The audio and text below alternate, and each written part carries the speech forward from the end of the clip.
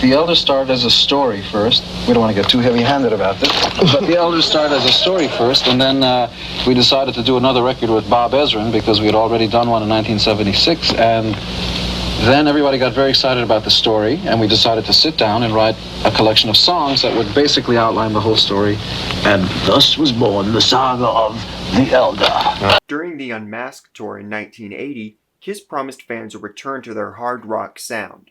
But they were having a hard time coming up with songs and lacked direction, so they turned to Bob Ezrin, who had produced Destroyer.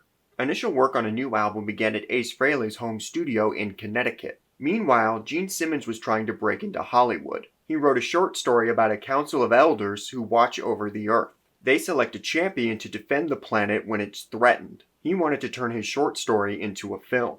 He showed his story to Ezrin, who immediately decided that the band should make a concept album around the story. Manager Bill Aucoin loved the idea because it was another chance to break into film for the band. They would make this grand album, and then a studio would make a film based off it. For Gene and Paul Stanley, it was a chance to prove to critics that they were serious musicians. The band even cut their hair to show it.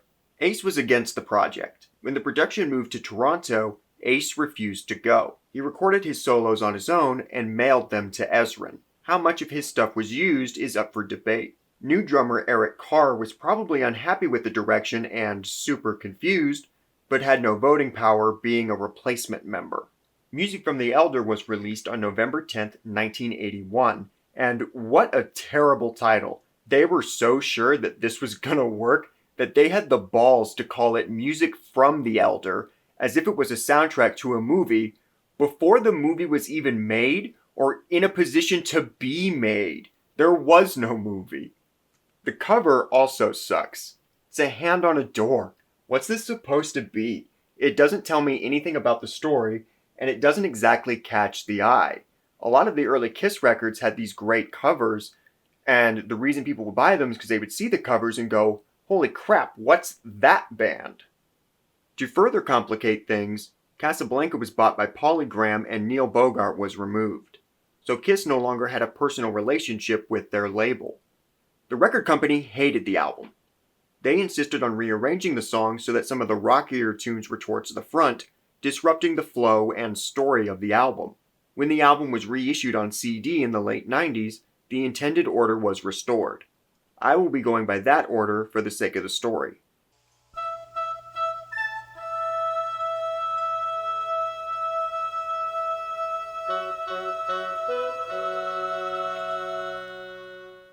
Ezrin said, Fanfare was a neoclassical that was supposed to set the fantasy-heroic atmosphere of the story of The Elder.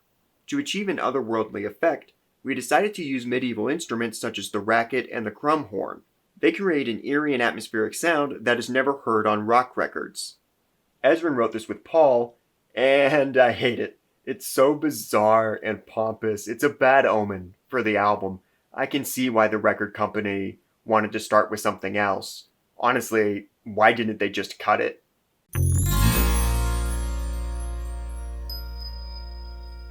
This was written by Paul and Ezrin. Musically, there's a lot to like. I love the melody of the pre-chorus, and the guitar solo is good. Production-wise, the record sounds great. There's a clarity to all of the instruments and an engaging bombast. Interestingly, Ezrin was not as hands-on as he maybe should have been. Paul said, as work trudged on, Bob's substance abuse problems became so acute he didn't show up. I had always been aware that Bob had a drug problem, but he had managed it in the past. Now his 24/7 cocaine use had taken on epic proportions. The captain abandoned ship. He was supposed to serve as the visionary behind the concept, and all we were getting were notes sent to the studio by messenger after Bob listened to cassettes we sent to his home. Eventually, we got so far behind in the production that Gene and I started working simultaneously in 2 separate studios, both of us sending tapes to Bob and getting back notes, doing the whole thing piecemeal. We had virtually no idea what the other guy was doing, and we couldn't reach Bob on the phone. His wife relayed messages because Bob was too fucked up to get to the phone. Lyrically, this song sums up why the album doesn't work. I actually don't think Kiss doing a concept record is the worst idea in the world. They're a theatrical band with a multimedia presence. It's not any more or less dumb than the comic book. But for a concept album to work, you need a strong idea. Albums like Welcome to My Nightmare and From the Inside had creative premises that led to rich imagery in the lyrics. Gene's big story idea is just Joseph Campbell's hero's journey. Boy goes on a quest, becomes man. That's it. That's all he had. There are very little details given outside of that, so the lyrics end up being super generic and boring. This song is Luke Skywalker staring at the twin sunset, but without the powerful imagery, the context, and the interesting world of that scene. There's no story here.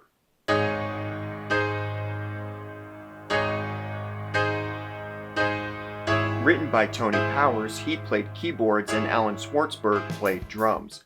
Musically, again, there's a lot of great stuff. The piano and the strings are really pretty, and the guitar solo is great. What really kills it is Paul's voice. I'm not entirely sure what he's going for, but he sounds really goofy. I do understand the difficulty of singing this song with any kind of conviction because these lyrics are something else. Let me just read some. On a mountain high somewhere, where only heroes dare, stand the stallion and the bear. What's that even mean? Additionally, I don't think the song quite fits. The idea, judging from the title, is that it's the boy starting his quest, his Odyssey. But if you actually listen to the lyrics, I think it's supposed to be a love song. We are each other's Odyssey. Which I guess could still work, like maybe this could be a song for like the love interest. See what I mean about there being no story?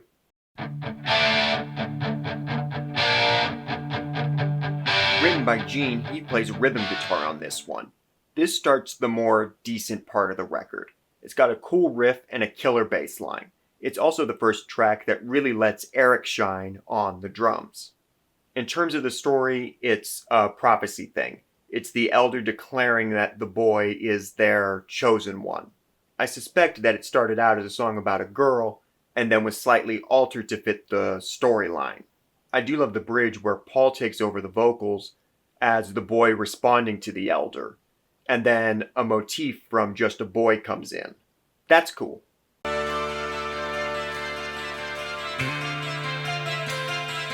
This was written by Eric and Gene. Eric provided most of the music, while Gene provided most of the lyrics.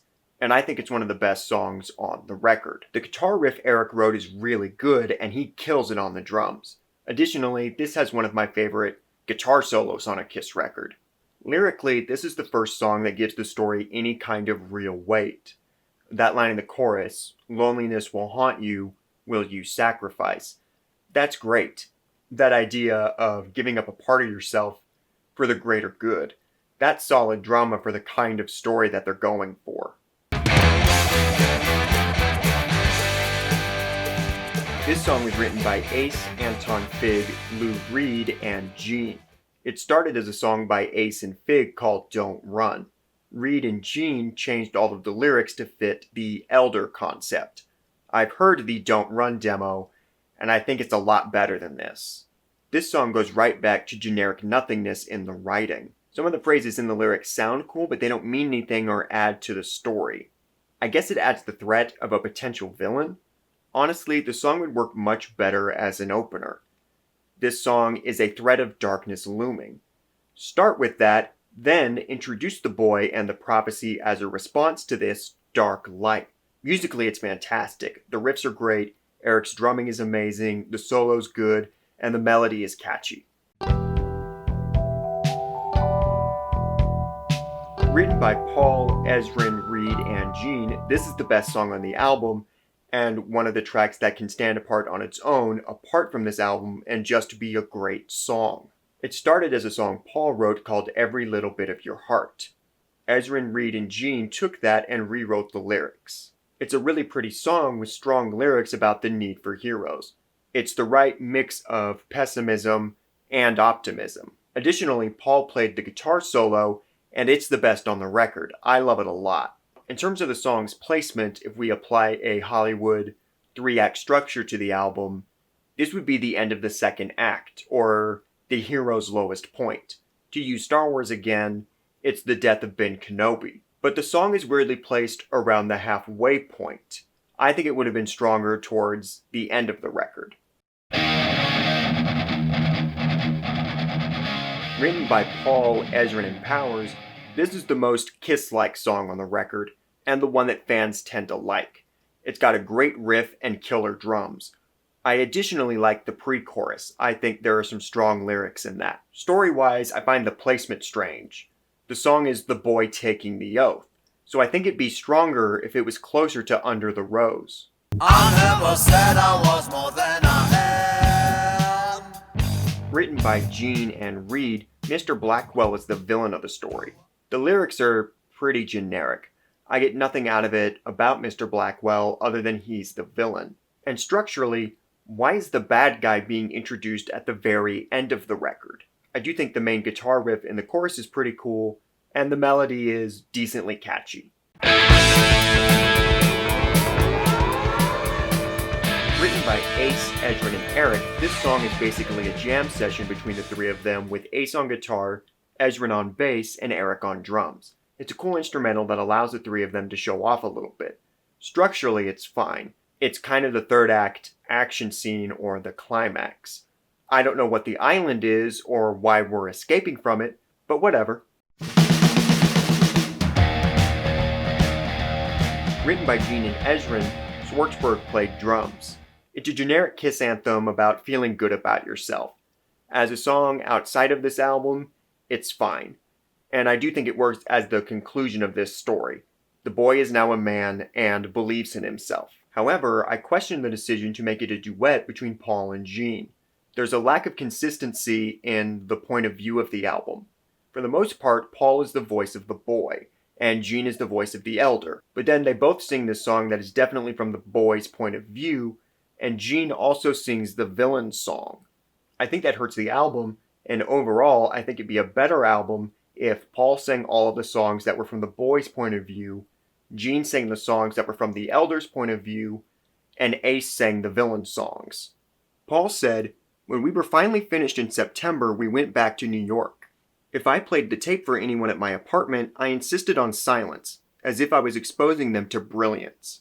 And they had to sit through the entire thing straight through. We also had a listening party for the record company, with the same insistence that they listen to it in a manner befitting its artistic merit.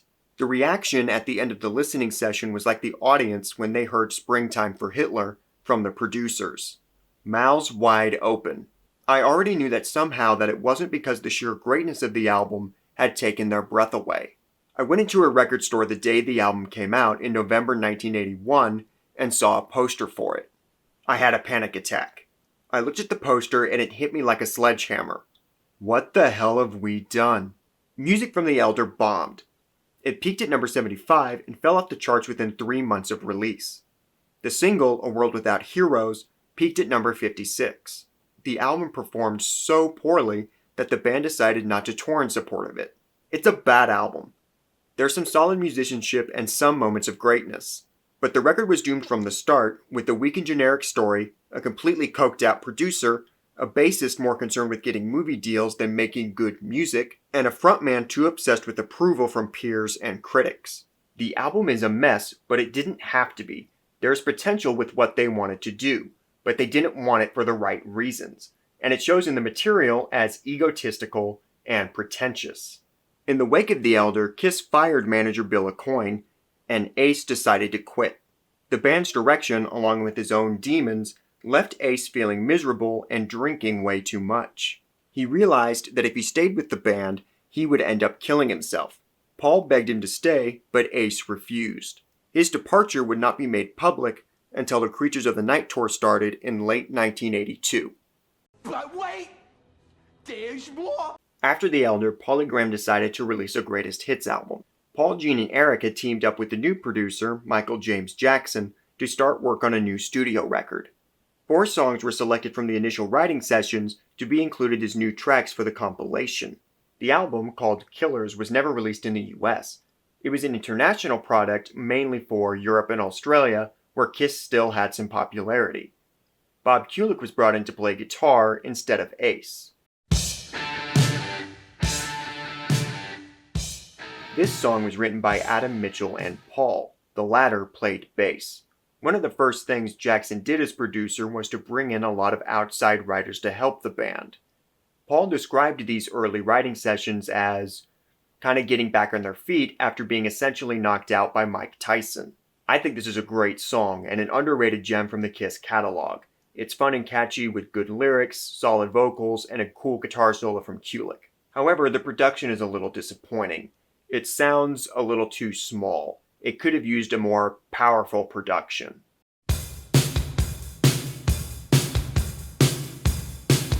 Written by Paul, Michael Japp, and Bryan Adams, Paul played bass and Japp played rhythm guitar. Sonically, it sounds better than I'm a Legend Tonight. The drums are bigger and the bass is clearer in the mix. And it's a great bass line. Kulick also delivers a solid solo. Other than that, this is a fine song. It's nothing great, but it's decent fun.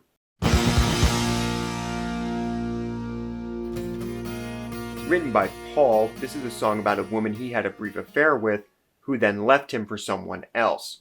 And it's the best of the 4 tracks. I really love it. The lyrics are great and Paul's voice is amazing. The production could be a little better, but it's still one of my favorite Kiss songs.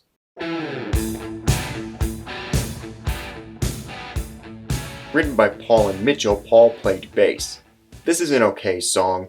The verses are fun and the pre-chorus is decent, but the chorus itself is really bad. It doesn't work. But the bass line is cool and Kulick's guitars are great. The 4 songs feel like extra tracks from Paul's solo album given the involvement of Kulick and Japp and lack of involvement from Gene. I'm a Legend Tonight and Nowhere to Run are both excellent songs. The production could be better, but it sounds fine. Ultimately, this album was a warm-up for what was intended to be the band's comeback album.